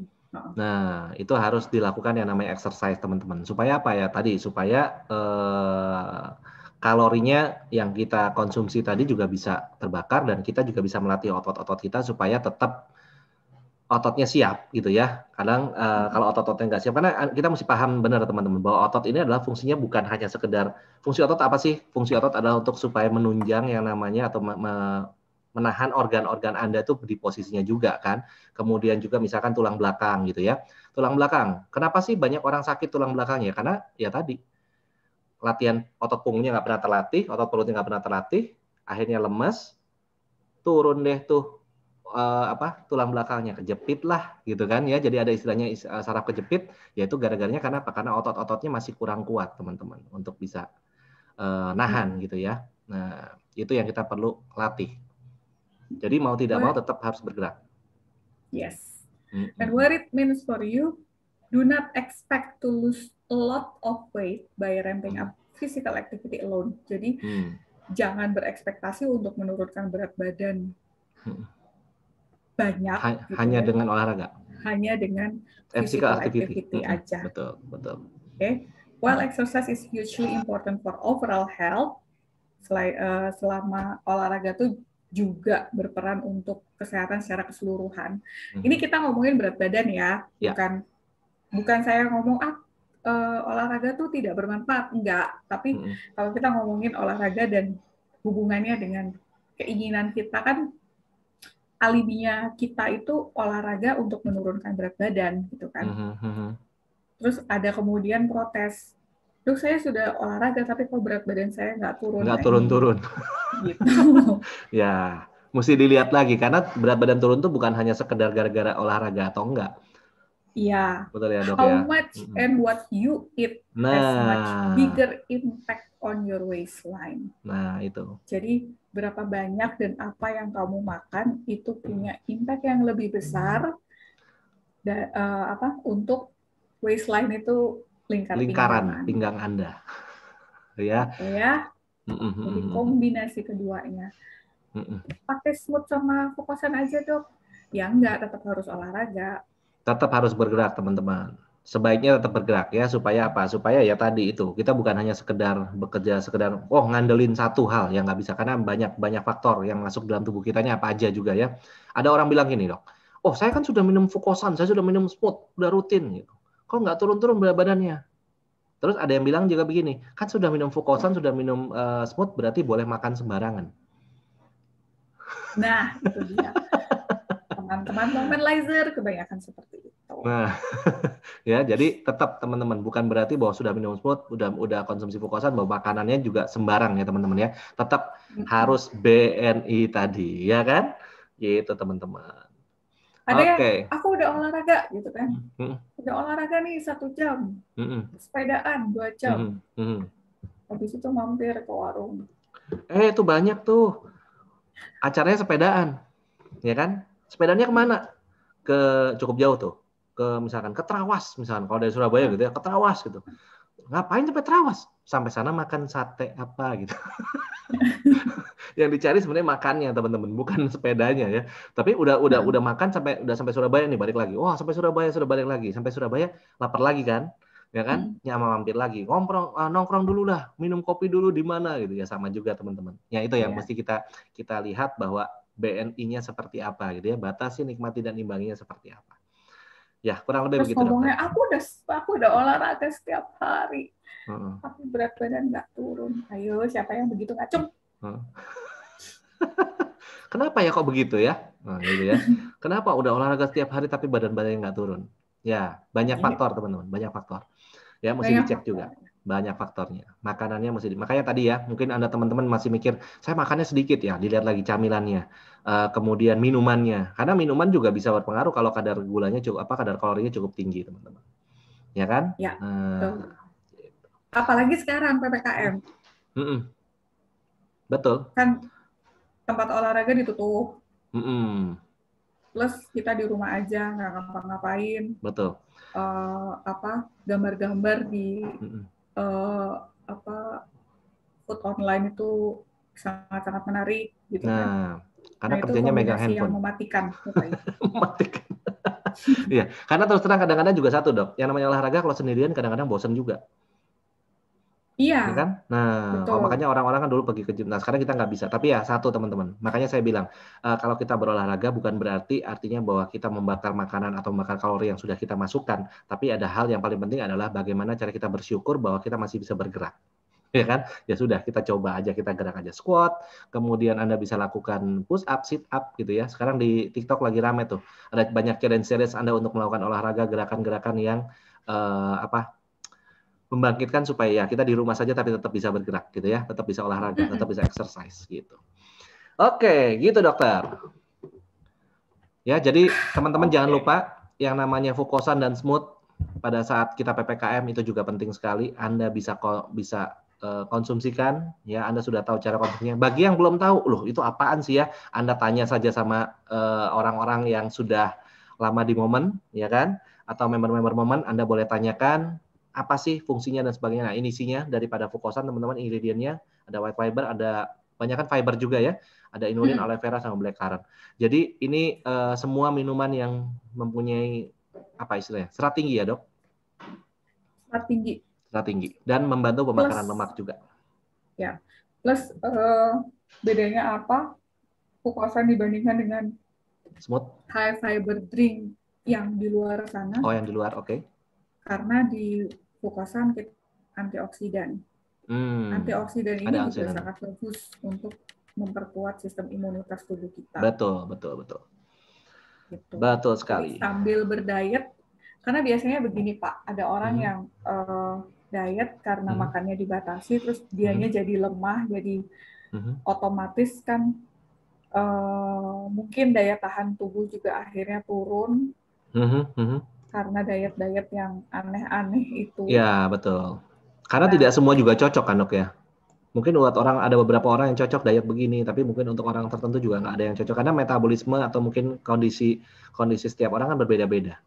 Iya. Gitu kan ya? Oke. Iya, betul. Nah, ini kita kasih antioksidan supaya kita tetap fit, kita tetap imunitas tubuh juga tetap bagus. Oke. Oke, baik teman-teman. Yuk, sekarang kita masuk di tanya jawab ya. Kita masuk ke tanya jawab teman-teman. Apa yang kita mau ada yang tanyaan? Boleh kita tanya, silahkan bisa tulis di chat teman-teman. Yang mau tanya, bentar, kita buka dulu chatnya teman-teman. Ini sudah ada beberapa pertanyaan nih dok. Oke, nih pertanyaannya pertama dok. Pertanyaan pertama, saya sedang isoman. Ya, selama ini sudah minum propolis, silt, dan vitamin C. Kira-kira perlu apa lagi yang ditambahkan? Apa sudah cukup, dok? Saya sedang isoman, selama ini sudah minum propolis, silt, dan vitamin C. Perlu ditambah produk apa lain? Sudah cukup kah, dok? Bapak atau ibu kondisinya seperti apa? Kalau dirasa sudah enak, seger, ibarat kata, kalau bahasa Jawanya wis ngatasi. Cukup itu aja. Mumpuni. Kalau masih kurang, boleh ditambah yang tadi udah apa? Boleh ditambah neoglukogen kali ya, dok ya? Neoglukogen boleh. Boleh ya. Oke. Atau kalau bapak-bapak boleh tambah morek. Oh iya, betul. Kalau bapak-bapak minum morek aja karena vitamin C-nya juga tinggi nanti di situ ya. Oke. Ada yang ini Pak. Ada yang kemudian bertanya, dok kalau dikasih morek nanti bapak-bapak nggak kepengen begitu terus. Bu kalau lagi COVID nggak mikirin itu rasanya. Ya. Jadi itu fungsinya beda apa ya, memang banyak orang asumsinya ke sana, dok. Tapi yang sebenarnya adalah fungsi morek bukan hanya itu aja, tapi juga meningkatkan imunitas, kemudian juga membuka pembuluh darah, kemudian juga melancarkan peredaran darah kita, ya kan, banyak fungsinya teman-teman. Memang ada efeknya, efek positif, ya kan, efek untuk supaya ke sana juga ada. Karena apa? Pada intinya gini teman-teman, seorang pria kalau kondisinya fit, dia pasti fungsi seksualnya juga pasti bagus. Gitu ya. Tapi kalau dia kondisinya nggak fit, coba orang lagi pusing, lagi pening, lagi flu misalkan gitu ya, cold, boro-boro mikir begitu kan, ya kan? Jadi ya itu betul dok. Jadi boleh tetap dikonsumsikan Morex. Nah sekarang kalau dia lagi, biasanya orang COVID zaman sekarang itu keluhannya adalah nyeri, badannya nyeri semua Pak. Nah kalau dikasih Morex, masa kepikiran ya? Dicoba. Gitu. Ya, tapi nanti boleh kalau ada yang nyoba boleh. Kalau ada yang mau nyoba, ada yang nyoba bisa testimoni. Enggak sih. Tapi sebenarnya mestinya efeknya nggak ke sana aja dong. Tapi yang penting kan imunitasnya pasti meningkat gitu ya. Ya. Betul. Yes, pastinya seperti itu. Oke, berikutnya dok. Gitu. Dok, suami saya ada DM, ada diabetes mellitus. Kalau konsumsi silt apakah aman? Karena ada manisnya. Niat saya suami minum untuk triglyceridnya yang tinggi. Suaminya diabetes minum silt. Masalah boleh aja, karena kita pemanisnya ya itu tadi, pemanisnya kan bukan dari glukosa ya, Bu. Gitu. Ya, jadi aman teman-teman. Nggak ada masalah. Ya, nggak ada masalah. Mau plus diabetesnya ya ditambahin smooth. Ya, ada bagusnya memang ini kalau udah ada triglycerid, ada DM ya, mungkin smooth dan silt boleh masuk barengan sih ya, nggak apa-apa dok ya. Boleh. Apalagi itu, yang habis nyate kemarin. Nah, jangan lupa kalau habis nyate. Kombinasi mematikan udah. Itu smooth dan glukosa. Betul. Oke, makanan pokok ini udah tadi. Izin bertanya, untuk mengecilkan perut olahraga apa aja? Apa ada trik-triknya? Ini karena kita ngomong trik, minta trik dok. Oke, teman-teman. Ini saya bantu jawab ya dok ya. Untuk mengecilkan perut, olahraganya apa saja? Olahraganya banyak teman-teman kalau untuk mengecilkan perut. Yang penting apa? Yang penting adalah kita harus bakar kalori. Itu yang pasti. Kemudian kalori yang keluar harus lebih banyak daripada kalori yang masuk. Kalau memang Anda benar-benar mau mengecilkan perut Anda, teman-teman. Ya kan? Jadi ya makanan dibatasi. Kalau bisa karbo, kemudian hal-hal yang menyebabkan kalori tinggi. Perbanyak buah dan sayur itu sudah bisa membantu. Coba teman-teman konsumsi smooth, kemudian fukosan, ditambah makanannya coba karbonya agak sedikit dikurangi. Pasti perutnya susut ya. Ya kenapa saya bisa bilang begitu? Karena saya sudah pernah melakukannya teman-teman. Ya dan itu memang efektif. Nah sayur dan buahnya kalau makan jangan sedikit. Banyak orang kadang-kadang makan sayur cuma sedikit banget ya. Nah itu perbanyak. Jadi mungkin kalau tadi dokter Ayun bilang BNI batasi nikmati imbangi bagi 4 gitu ya. Mungkin di porsi sayur dan buahnya yang lebih diperbanyak. Itu efek kenyangnya lebih lama, teman-teman. Ya, ditambah smooth dan fukosan itu udah bagus banget. Dicoba aja. Gitu, dokter. Olahraganya mungkin olahraga yang memperkuat otot perut ya Pak. Iya, memperkuat perut. Sit up, push up, squat itu sudah sangat nunjang sih, sudah sangat nunjang. Ya kalau buat teman-teman yang mungkin gini bingung nih selama PPKM ini mau olahraga apa? Saya banyak menganjurkan kalau misalnya Anda bisa lakukan aja, itu ada senam yang namanya senam Tabata. Itu di YouTube banyak tuh. Ya, Anda bisa ikuti itu juga. Itu nggak makan waktu lama, 5 menit, 10 menit, tapi benar-benar lumayan ya, kerasa teman-teman. Kalau buat Anda yang baru, kerasa banget. Nanti keringetnya ya, energinya lumayan terkuras di sana. Itu efeknya, pokoknya prinsipnya ikutin aja deh, senam Tabata, cari di YouTube banyak kok. Terus satu lagi Pak, ini pengalamanku sih, terhadap orang cobaku di rumah. Suami.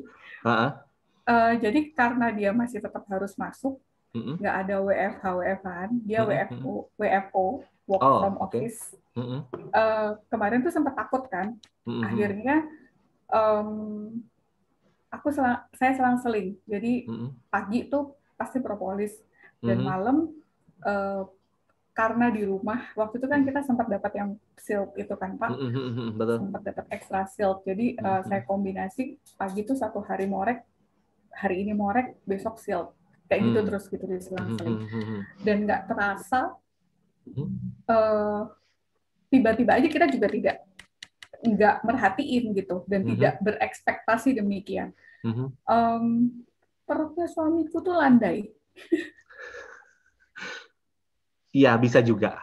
Ini juga ada beberapa ceritaan dok. Saya juga ada beberapa teman yang saya juga ngalamin juga ya, ngerasain juga. Kita kalau di rumah sekarang ini kan mungkin ya orang makan mungkin juga banyak yang masak di rumah nih sekarang kan, betul nggak dok? Ya kan? Karena mungkin juga untuk beli dari luar apa segala macam, mungkin juga mikir resiko dan sebagainya juga. Banyak juga yang masak dari rumah. Memang orang kalau sudah masakan rumah jarang beli dari luar, itu juga berbeda loh dok. Oh ya, mungkin beda banget. Tanpa dirasakan, tanpa kita sadari ya, lingkar pinggangnya jadi kecil. Iya betul. Ya kan? Karena mungkin ini juga pengalaman saya dulu waktu di puskesmas. Ngaku deh. Jadi waktu di puskesmas kita kan sering jajan tuh ya, karena sering kerja sering datang ke lapangan, apalah segala macam gitu. Otomatis kan panas-panas, minum es teh apa segala macam dan makan siang pasti beli. Betul. Okay. Setelah saya keluar dari puskesmas, saya di rumah sakit, di salah satu rumah sakit di Surabaya, itu kebetulan di rumah sakit itu menyediakan fasilitas makan siang untuk para stafnya. Otomatis kan, dan makan siangnya tuh kalau untuk kita tuh yang kita prasmanan ngambil sendiri itu loh Pak. Oke. Sehingga kita bisa ngukur kan kebiasaan porsinya apa gitu. Itu saya lumayan turun banyak. Terus saya mikir, kenapa ya gitu. Akhirnya sampai pada satu kesimpulan bahwa ketika saya beli makanan di luar, porsinya itu kan porsi. Ya, porsinya penjualan, betul. Ada yang besar, ada yang kecil, ya nggak mesti juga ya dok ya, betul. Ya, dan itu biasanya kalau yang besar kita cenderung untuk menghabiskan. Betul sekali. Gitu. Dan itu juga dok, jam makan, ini penting teman-teman. Ya, kalau kita sekarang WFH jam makannya agak teratur nih. Jadi jam sekian jam sekian makan gitu kan, udah diatur begitu ya. Itu juga berpengaruh sekali. Kenapa? Kalau Anda makannya pada saat Anda lapar banget, itu biasanya porsinya pasti jadi besar. Pasti jadi besar teman-teman. Jadi kalau kita lapar banget, orang bisa kita makan Pak.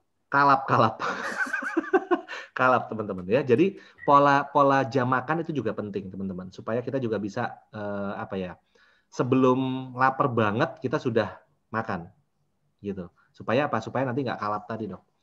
Iya. Itu penting teman-teman ya, boleh di ini. Oke, ada pertanyaan lagi dok. Terjadi sama orang-orang yang puasa, kalau lagi nungguin buka puasa, beli takjilan, ngelihat betul.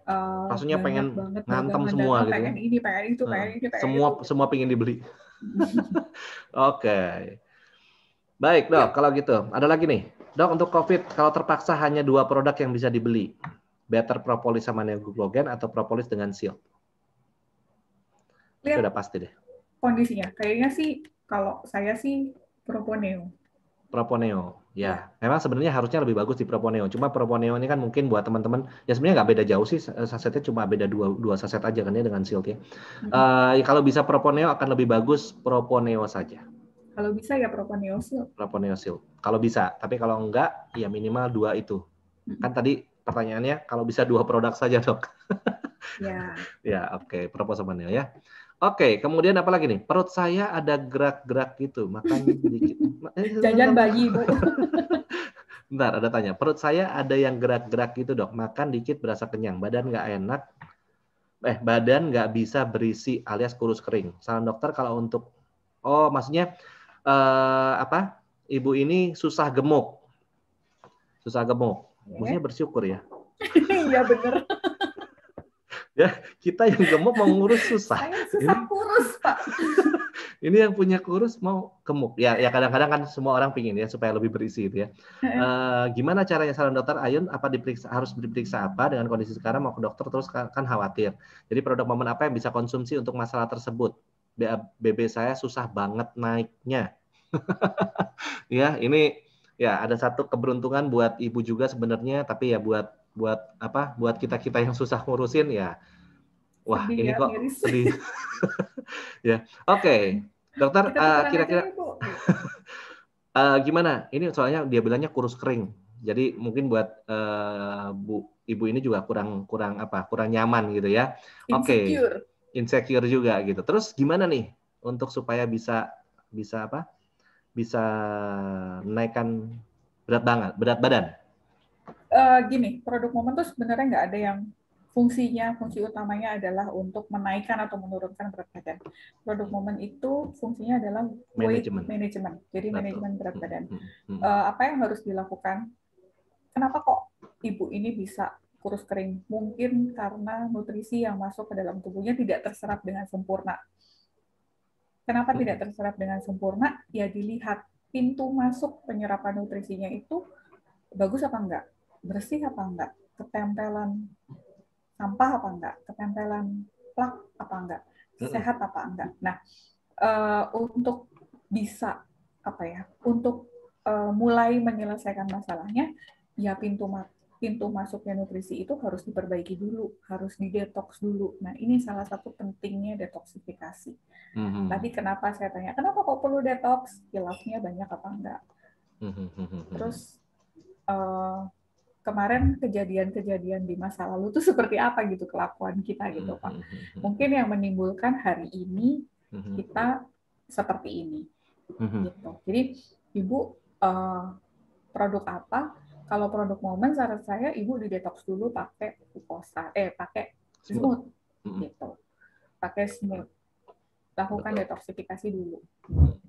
Betul. Minimal berapa hari tadi, Pak? 30 hari minimal. Ya, jadi mungkin saran buat Ibu, saya juga dulu pernah punya kasus seperti ini. Kebetulan ada satu kenalan saya yang punya masalah juga dengan pingin naikkan berat badan. Sebenarnya gini, Bu, yang menaikkan berat badan itu ada dua cara. Kalau Ibu biasa memang badannya udah istilahnya tulangnya kecil gitu ya, itu kan relatif bisa kurus gitu ya, teman-teman ya. Betul, tadi saran dokter Ayun kita harus detoks dulu. Coba didetoks dulu saja.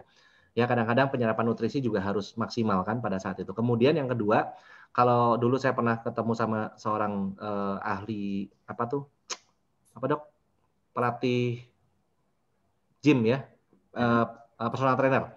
Nah, sempat ada yang bilang begini sama saya. Mungkin kalau misalnya pingin agak gemuk sedikit, ingin berisi, memang agak susah untuk ibu orang yang sudah biasa bawaannya tuh udah kurus. Tapi ada satu hal yang bisa dilakukan adalah latih otot Anda. Ya, latih massa ototnya, teman-teman. Supaya nanti ototnya juga sedikit agak besar. Jadi, itu yang kita bisa lakukan. Biasanya kalau di ibu serius memang pingin banget ya, mungkin kadang-kadang orang nggak pede banget, insecure banget dengan yang sangat kurus gitu ya. Anda boleh coba nge-gym, teman-teman. Ya, mulai belajar latihan angkat sedikit beban. Karena itu nanti akan membangun massa otot gitu. Ya. Itu Dok, kurang lebih. Ya, jadi mungkin bisa dicoba. Rasanya lebih sehat kalau massa ototnya yang besar daripada massa lemaknya yang besar. Betul, yang paling penting massa ototnya bisa lebih besar. Ya, oke, ada lagi Dok. Ini pertanyaannya banyak banget. Oke, mengapa kalau comorbid? Mana sih? Kenapa kalau comorbid nggak Conforbid saat dia merasa batuk-batuk dan saat di PCR pertama ternyata positif, saat di RS kedua di PCR ulang negatif. Oh, mungkin ini pertanyaan gimana? Mungkin dia bingung. Jadi habis di PCR pertama itu positif, terus di PCR kedua dicek lagi kok negatif. Ya, PCR itu gini, bukan PCR aja sih. Jadi pemeriksaan apapun itu ada yang namanya false positif dan false negatif. Gitu ya, Bu. Biasanya sih ini sebenarnya biasa terjadi, nggak cuma di COVID aja. Ya Bu ya, cuman karena sekarang kita lagi pandemi, kita lagi begini kan heboh, semua istilah medis tuh keluar gitu kan. Padahal sebenarnya kita betul. Kita sendiri di dunia kami itu satu hal yang sudah biasa aja. Jadi memang pada setiap pemeriksaan itu ada yang namanya false positif dan false negatif, dan memang itu harus dibuktikan lagi dengan pemeriksaan ulang. Biasanya sih kalau kayak gitu tuh kita meriksanya ganjil, jadi biasanya 3 kali supaya dapat hasil konfirmasi berikutnya. Oke. Tapi ya, jadi untuk COVID Pak memang selain pemeriksaan PCR atau antigen, tapi memang kalau sudah diagnosa PCR ya. Selain itu, dokter juga mempertimbangkan gejala fisik sama pemeriksaan penunjang lainnya seperti fototorak dan sebagainya. Betul. Jadi nggak usah, kok saya jadi negatif terus tapi saya di COVID kan gitu. Enggak, karena dokternya mungkin juga sudah ada pemeriksaan toraksnya, ada pemeriksaan fisiknya. Dokternya cek pakai stetoskop di parunya, mungkin sudah ada bunyi-bunyi nggak enak gitu. Gitu ya, Bu ya. Oke, kemudian ada lagi. Oh ya, Dok, apakah suntik vaksin yang dari pemerintah itu perlu mengingat melonjaknya kasus COVID walaupun kita sudah minum propolis juga untuk imun kita? Ini kira-kira perlu nggak vaksin? Waduh, perlu nggak ya? Aduh Bu, ya perlulah. Perlulah. Gini, propolis itu adalah pencegahan universal untuk kasus infeksi, baik infeksi bakteri, virus, jamur, parasit, dan sebagainya. Tapi vaksin itu adalah pencegahan yang spesifik terhadap virus COVID-19. Itu aja. Dan kerjanya antara propolis dan vaksin itu sebenarnya kalau menurut saya sinergi. Jadi propolisnya kan kemarin kita udah ngomongin vaksin ya. Betul. Vaksin itu tujuannya adalah sparring partner untuk sel imunitas tubuh kita buat latihan perang. Lah, tentaranya kalau dia mau latihan perang tapi dia nggak dikasih makan, kan ya ngapain gitu, nggak efektif kan gitu. Ya. Nah, propolis tujuannya adalah untuk ngasih makan ke imunitas tubuh kita. Oke, baik dokter. Itu sudah ada beberapa pertanyaan ya. Ini masih bisa mungkin 2 pertanyaan lagi Dok ya. Kita coba jawab. Untuk pasien yang sudah dianjurkan untuk suntik insulin, apakah bisa ya Dok konsumsi propolis atau smooth? Adakah rentan waktu dari saat suntik insulin dengan konsumsi produk-produk nutrisi propolis maupun smooth? Oh boleh. Mau konsumsi smooth boleh nggak apa-apa? Boleh, betul. Silakan. Cuma dikasih waktu ini ya mungkin ya dokter ya, supaya lebih nyaman dikasih waktu, jeda waktu saja. Iya. Ya, dikasih jeda 1-2 jam. Sampai 2 jam. Satu lagi teman dokter. Iya, ada satu yang lucu Pak. Dok, katanya kalau merokok itu bisa menahan masuknya virus COVID. Terus gimana Dok? Memang bisa menahan. Saya minta tolong jurnalnya, kalau emang benar, jurnalnya benar, saya akan belajar ngerokok. Ya, Ya mungkin banyak orang ini, saya ngerokok kok nggak kena. Ya mungkin bukan karena rokoknya saja Pak, Bu ya, tapi karena mungkin imunitasnya lagi bagus gitu kan, kondisinya bagus, kondisinya fit. Itu yang terjadi. Ya kan, bukan berarti karena rokoknya. Di teman-teman kita juga banyak ya Pak yang gitu ya, ayo ngaku siapa itu tadi temannya Bang Roma tadi tuh sukanya begitu memang kan. Iya betul. Ngerokok aja gitu. Itu sudah terjadi perdebatan Bu internal di momen. Oke, baik dokter. Wih, ini kok nambah lagi. Saya baru belum selesai ini udah nambah lagi 16 new message. Oke, satu terakhir aja dok. Satu terakhir. Ya sebentar kita cari yang asik ya. Oke, bentar.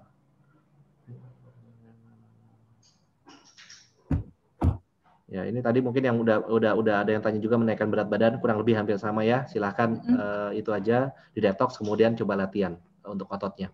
Kemudian apa lagi? Bentar.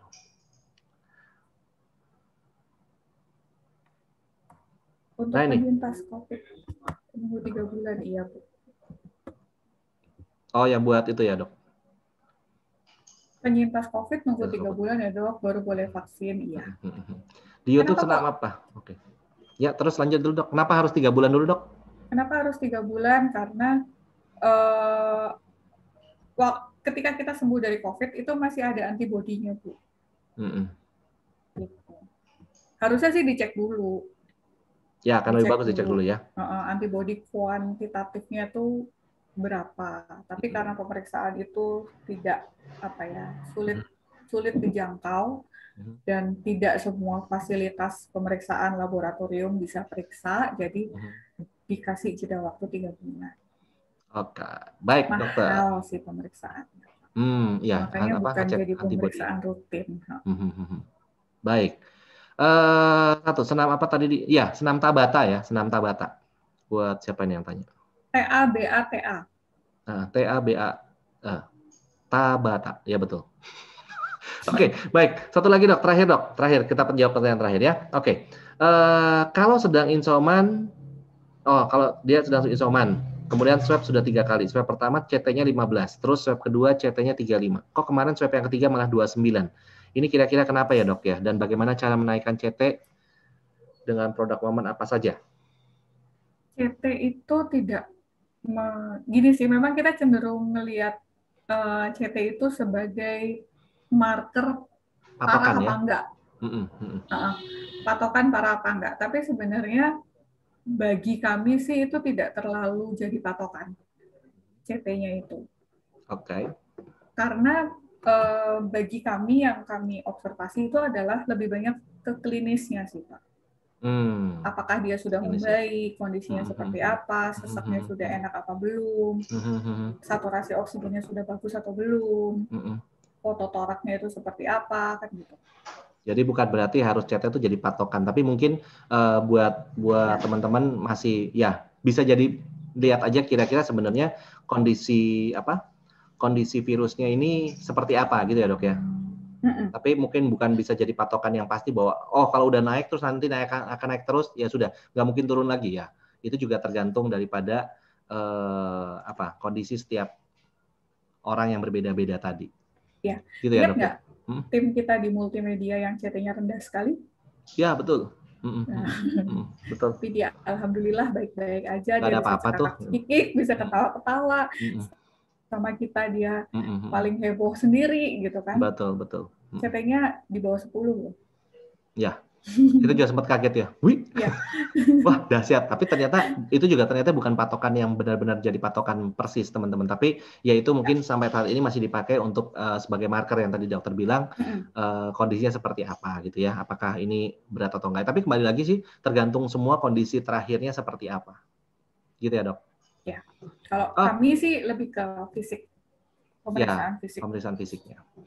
Baik dokter, kalau gitu mungkin sudah 2 jam tidak berasa ya kita ngobrol-ngobrol sampai siang hari ini sudah masuk di jam 3:02. Buat teman-teman semua, terima kasih atas partisipasi Anda hari ini bisa ikut ngobrol-ngobrol bareng bersama kita. Semoga apa yang kita sampaikan hari ini bisa memberikan wawasan baru untuk Anda semua, memberikan pengetahuan baru buat Anda semua. Yang penting satu teman-teman, kita sudah ada mungkin buat teman-teman yang sudah bergabung di momen, otomatis Anda sudah ada di tempat yang tepat, gitu ya dok ya? Yeah. Kita bisa tetap beraktivitas, Anda sudah tahu bagaimana cara untuk sehat, dan Anda sudah tahu bagaimana cara mendapatkan income pada saat orang-orang di luar sana mungkin saat ini income-nya agak sedikit menurun. betul ya. Tapi yang penting apa? Yang mungkin saya ingin anjurkan juga buat teman-teman, satu, PPKM tetap harus produktif. Itu satu. Yang kedua, teman-teman, yuk kita berbagi. Saya mengajak teman-teman untuk punya semangat berbagi untuk bangsa Indonesia ini, teman-teman. Buat teman-teman Indonesia, teman-teman ya. Semangat berbagi untuk Indonesia. Apa yang kita bisa bagikan, teman-teman? Anda jangan apa istilahnya, santai-santai saja ya, daripada Anda PPKM nggak ngapa-ngapain, Anda produktif. Gimana cara produktifnya, teman-teman? Yuk kita bagikan informasi tentang momen ini ke banyak teman-teman kita di luar sana ya, ke banyak orang di luar sana, supaya banyak orang di luar sana juga bisa terbantu. Betul ya, Dok ya? Betul. Minimal kita bisa produktif juga. Minimal Anda bisa ngajak mungkin punya banyak tim lagi yang bisa nanti bergabung bersama kita di sini. Anda juga bisa meningkatkan penghasilan Anda juga.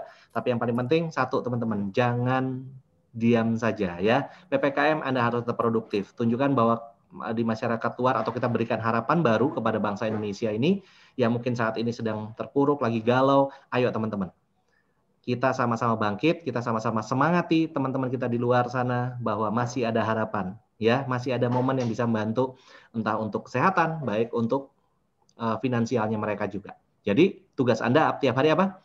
Presentasi, presentasi, presentasi, dan presentasi, ya.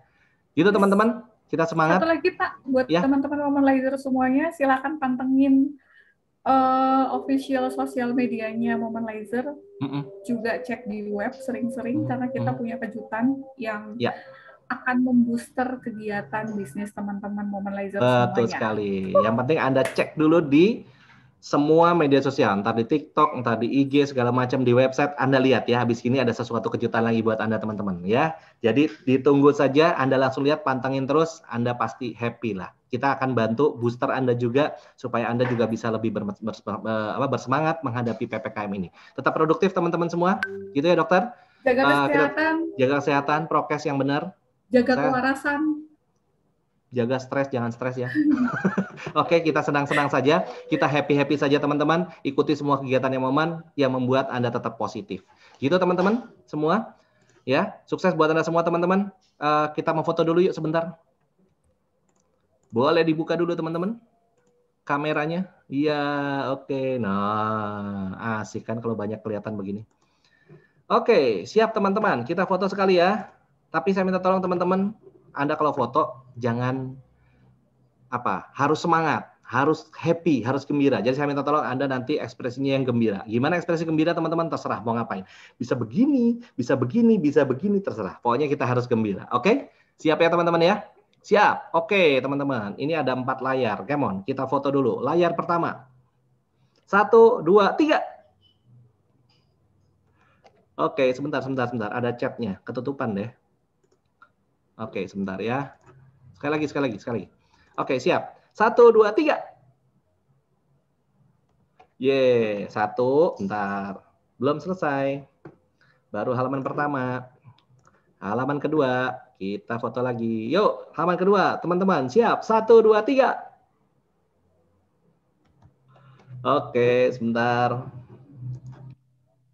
Banyak ini kayaknya. Banyak. Ada 4 halaman nih, dokter. Oke, halaman ketiga, teman-teman. Yuk. 1, 2, 3. Oke. 1 lagi, terakhir. 1, 2, 3. Mantap. Baik, teman-teman. Oke, sudah semua ya.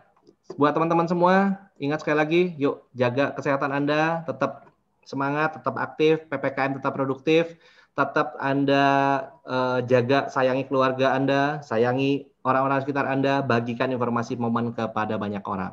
Segitu dari saya Sten Lesmana, Dr. Ayun.